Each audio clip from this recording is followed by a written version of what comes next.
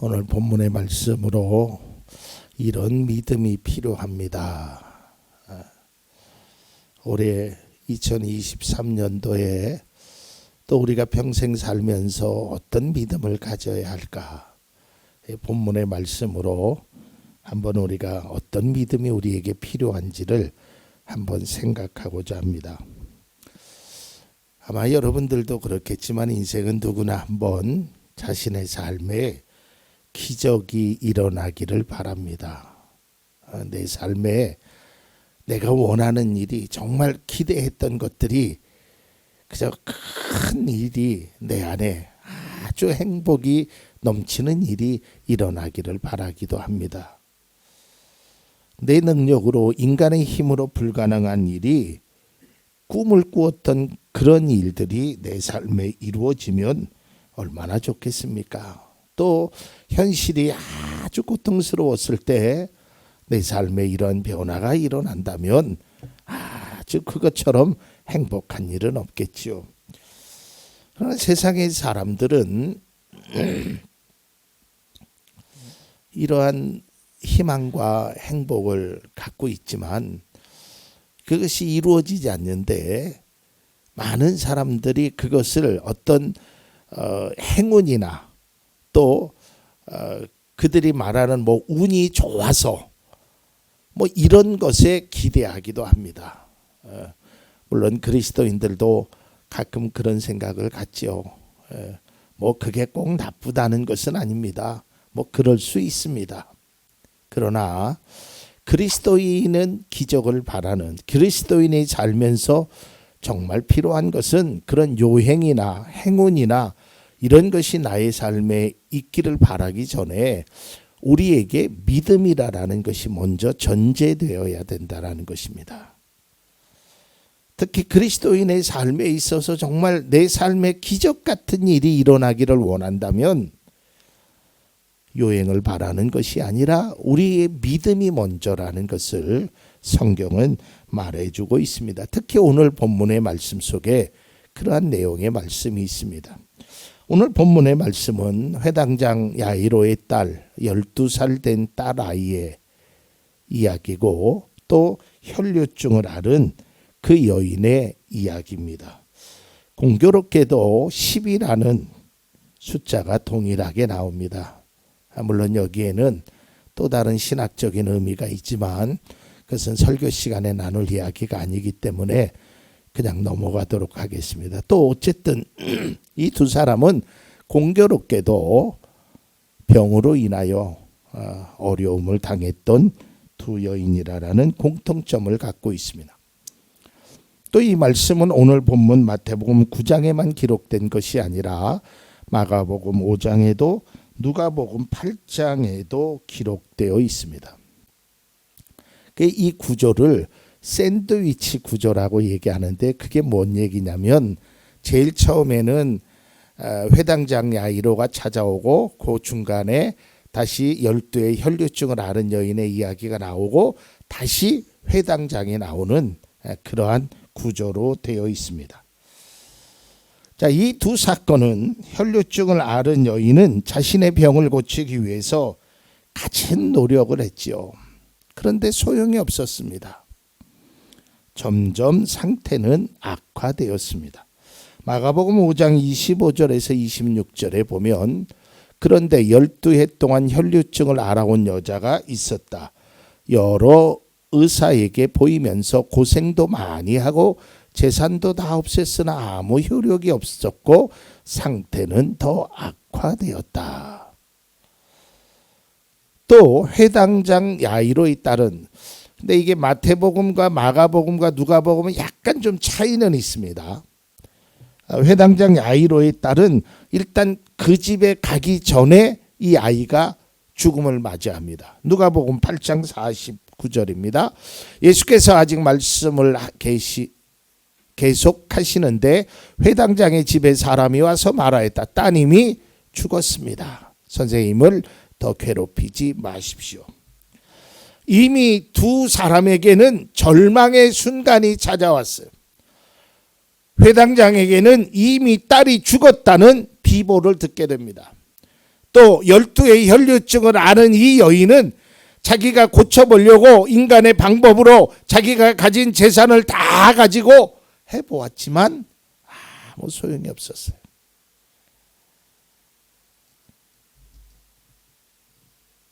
그런데 그 절망의 순간에서 그들은 기적을 체험하게 됩니다. 혈류증을 앓은 여인은요, 병이 낫게 되었고요, 죽었던 딸은 스스로 일어나서 걷게 됩니다. 얼마나 놀라운 기적입니까? 절망과 좌절의 순간이 소망과 기쁨의 시간으로 바뀝니다. 인생의 끝자락에서 새로운 삶을 출발하는 계기가 되었다는 것입니다. 제가 특별히 이 말씀을 오늘 설날에 준비했던 것은 우리에게도, 우리 성도님들에게도, 물론 새해라는 것이 1월 1일이 새해이지만 우리 2023년도 우리가 시작하는 이 시점에서 우리의 삶의 그 어려웠던 절망의 순간, 인생의 끝자락에서 고난의 순간, 그 아픔의 절망의 순간이 소망과 기쁨의 순간으로 바꾸기를 간절히 기원합니다. 얼마나 힘들었겠어요. 제가 지난 주간에 몸이 굉장히 좀 안 좋아서 힘들어서 아팠거든요. 불과 2, 3일 아픈 것도요, 너무 힘들더라고요. 고통스럽더라고요. 뭐 밥을 먹는데 돌을 씹는 것 같고, 뭐 잠을 잘 수도 없고, 기침은 계속 나오고 힘들어서. 근데 여러분, 3일 아픈 것도 그렇게 힘든데 12년을 여자가 하혈을 하는 거예요. 피를 쏟는 거예요. 얼마나 힘들겠어요.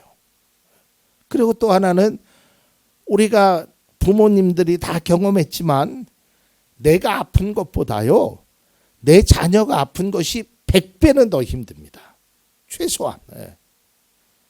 근데 그 자녀가 그냥 아픈 것이 아니라 죽음의 위기 속에 있는 거요.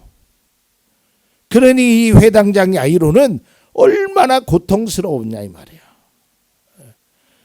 12년 동안 혈류증을 앓은 여인도 그랬고 회당장 야이로도 그렇고 정말 절망의 순간이 그들에게 찾아왔단 말이에요.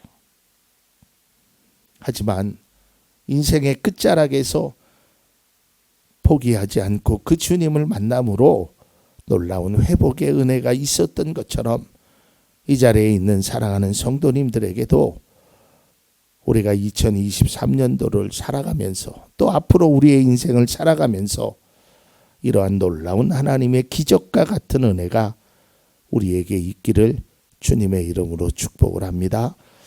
자, 오늘 두 사건을 통해서 우리에게 주시는 교훈과 은혜를 나누고자 하는데요. 그것은 바로 우리에게 이런 믿음이 필요하다라는 겁니다.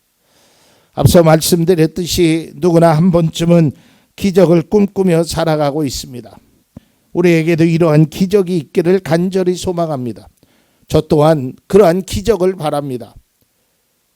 개인적으로는 가정에, 또 교회적으로는 교회 이전을 놓고 또 성도들을 위하여 기도할 때마다 하나님, 우리 성도님들에게 이러한 기적의 은혜가 있기를 간절히 기도합니다.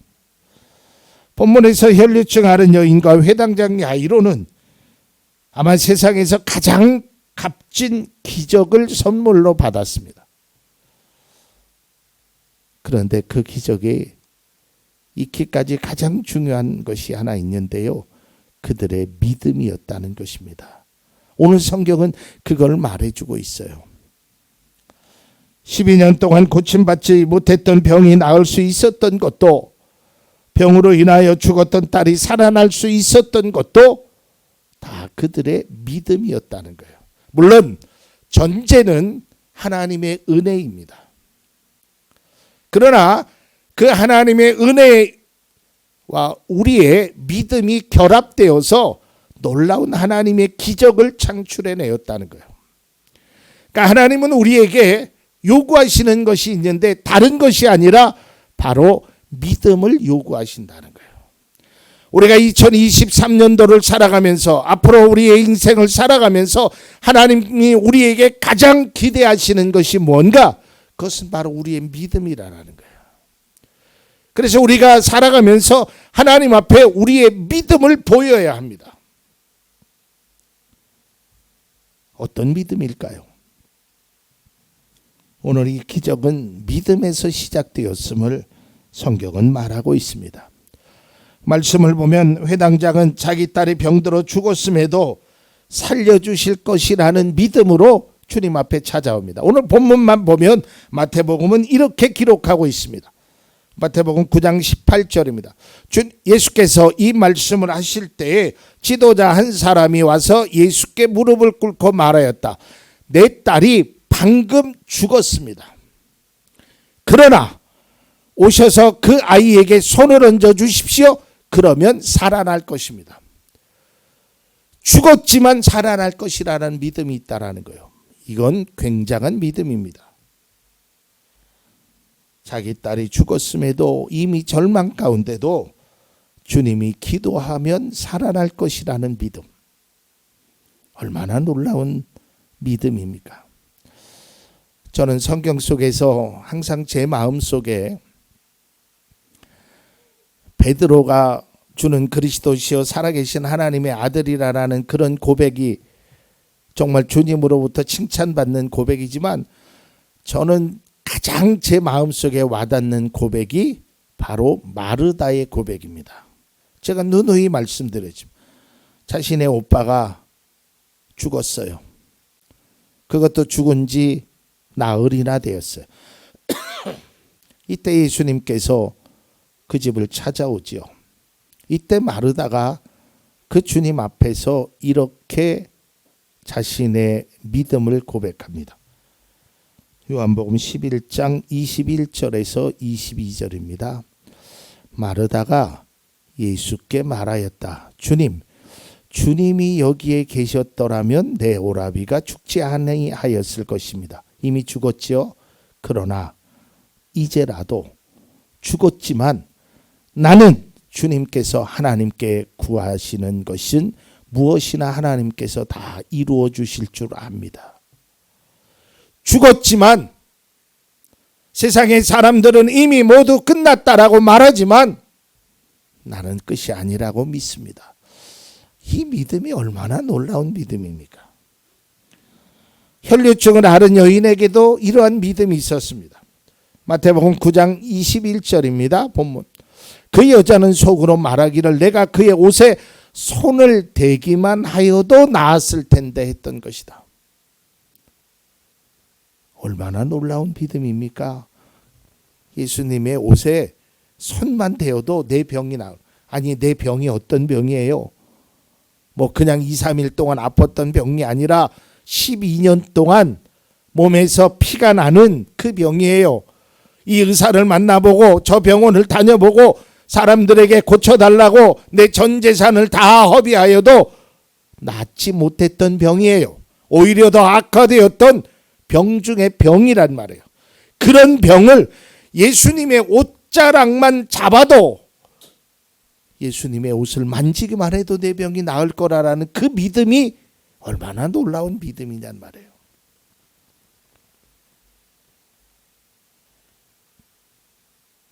그는 그 믿음으로 예수님의 옷자락에 자신의 손을 댑니다.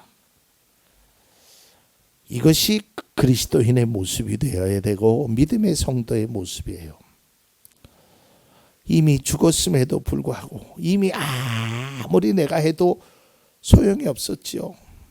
우리도 마찬가지입니다.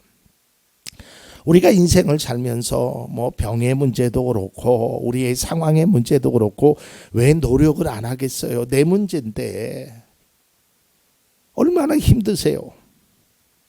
그 문제를 해결하기 위하여 동분서주 뛰어다니는 것이 우리의 모습 아니겠어요? 그런데 안 되잖아요. 이럴 때 찾아오는 절망감, 회의감은 이루 말할 수 없단 말이에요. 그런데 중요한 것이 있어요. 성도는요, 절망의 순간이 찾아와도 믿음을 잃어서는 안 됩니다. 낭떠러지에 처해 있는 상황에 있어도 우리는 믿음을 결코 포기할 수 없다라는 그런 믿음의 고백이 우리 가운데 있기를 바랍니다. 어떠한 순간에도 우리는 믿음을 포기하면 안 돼요. 야이로의 딸이 죽었다는 소식을 전해 듣게 됩니다. 죽음이라는 것은 끝이 아니겠습니까? 그런데도 이 회당장은 그것을 끝이라고 생각하지 않았어요. 세상의 사람들은 끝이라고 생각하고 그동안 경험이나 이런 것을 바라보면 그것이 절망이고 모든 것이 이제는 내 힘으로 할 수 없다라는 회의감마저 들지만 그는 믿음을 놓지 않았다는 거예요. 딸이 죽었지만 예수님 앞에 나왔고 예수님의 말씀대로 그 집을 향하여 걸어가신 그 주님을 따라갔어요. 우리가 믿음 생활을 하다 보면 회당장 야이로나 12의 혈류증을 앓은 여인처럼 부르짖고 뭐 여러 가지 일을 해봤지만 잘 안 되는 경우가 있잖아요. 오히려 더 악화되는 일도 우리가 경험하게 됩니다. 그때마다 절망스럽고 때로는 믿음에 대한 회의감도 들 때가 있어요. 왜 예수님은 조금 더 일찍 갔으면 내 오라비가 살아났을 텐데, 예수님은 빨리 갔으면 내 딸이 살아났을 텐데, 등등의 회의감마저 들 때도 있습니다. 이때 믿음의 성도는 오늘 회당장을 향한 주님의 말씀을 들어야 합니다. 이 말씀이 우리 속에 꼭 간직되어지고 아무리 절망과 어려운 가운데도 이 말씀을 꼭 소망 가운데 간직할 수 있기를. 회당장을 향한 주님의 말씀, 우리를 향한 주님의 말씀입니다. 누가복음 8장 50절입니다. 예수께서 들으시고 나서 회당장에게 말씀하셨다. 두려워하지 말고 믿기만 하여라. 딸이 나을 것이다. 저는 이 말씀을 보면서 예수님께서 그 상황을 딸이 이미 죽었습니다. 그러니 선생님을 괴롭히지 마십시오. 그 말씀을 듣고 회당장에게 말했다는 거예요. 나에게 말했다는 거예요. 뭐라고요? 두려워하지 말아라. 믿기만 하여라. 여러분, 우리가 두려움이 많지요. 이러다가 끝나면 어떻게 되나? 이 문제가 해결되지 않으면 어떻게 되나? 내 병이 고침받지 못하면 어떻게 될까? 등등의 많은 두려움이 있죠. 그런데 주님은 말씀하는 겁니다. 두려워하지 말아라는 거예요. 예수님의 옷자락을 만지며 나을 것이라는 그 여인의 믿음, 또 비록 딸이 죽었다는 소식을 들었음에도 두려워하지 말고 믿기만 하라라는 주님의 말씀을 듣고 순종했던 그 회당장, 이들이 보여진 그 믿음이 우리에게 필요한 겁니다. 우리에게 절대적으로 필요한 것은, 제가 예전에 믿음으로 살아가는 것이라는 그 시리즈로 설교를 드린 적이 있었는데요. 거기에서는 믿음은 보이는 것만이 아니라 그랬어요. 보이는 것만 생각하는 것이 믿는 것이 아니라고 말씀드려요. 오늘 말씀을 통해서 우리가 깨달아야 될 것은, 지금 보여지는 상황, 내가 처해 있는 상황은 최악이에요. 이걸 어떻게 바꿀 수가 없어요. 다 해봤어요. 이것도 해보고 저것도 해보고 좋다라는 것은 다 해보았어요. 하지만 우리는 그것과 더 귀한 것, 우리의 믿음의 모습을 보여야 합니다. 오늘 말씀을 통하여 이 혈류증을 고침받고 죽음에서 살아나는 그 기적을 체험한 그 믿음은 어떤 믿음일까? 제가 말씀을 묵상하면서 두 가지로 생각해 보았습니다. 첫째는 믿음으로 주님께 왔다는 것입니다. 믿음은 주님께 나아가는 거예요. 이게 바로 믿음이에요. 우리가 어떤 문제를 만나건 주님께 나아가야 합니다.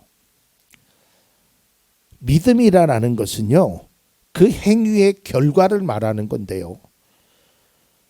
그러니까 결국은 믿음이라는 것은 행동으로 나타나야 하는 거예요. 내가 정말 하나님을 믿는다면, 내가 정말 주님께서 나의 이 어려운 고통에서, 사망의 음침한 골짜기에서, 이 어려운 고난 가운데서 나를 건져주실 것이라고 믿는다면 그 주님께 가야 하는 거예요. 그것이 바로 믿음의 행위예요. 그 믿음의 행위는 주님께 나아가는 거예요. 우리가 진정 믿음의 성도라면 가장 먼저 주님을 찾아가야 되는 거예요. 안 되던데요? 그래요, 안 될 수 있어요. 그래도 가야 합니다. 죽었잖아요. 끝났잖아요. 아니에요. 하나님이 하시면 다시 시작해 주실 수 있어요. 그러니까 믿음이라는 것은 내 생각, 내 경험, 내 판단, 내 지식, 내 지혜, 내 모든 것을 내려놓을 수 있어야 돼요. 그냥 하나님께 딱 맡기는 거예요. 제가 시편 37편을 설교하면서 그랬죠. 맡긴다는 것이 뭐냐? 내 몸을 던지는 거예요. 하나님 알아서 하십시오.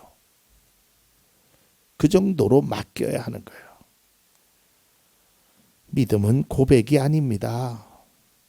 고백으로 되는 것이 아니에요. 행함으로 믿음을 보여야 하는 거예요. 제가 전에도 말씀드렸죠. 여러분, 우리는 믿습니다, 믿습니다 하는 것이 아니라고요. 믿어집니다, 믿어집니다. 믿어져야 돼요. 하나님께서 내 삶을 이렇게 이끌어 주실 거라는 게 믿습니다가 아니라 그냥 믿어져야 되는 거예요. 이게 더 한 단계 더 고차원적인 믿음이라는 거예요. 주님을 믿는다면 주님께 나아가야 합니다.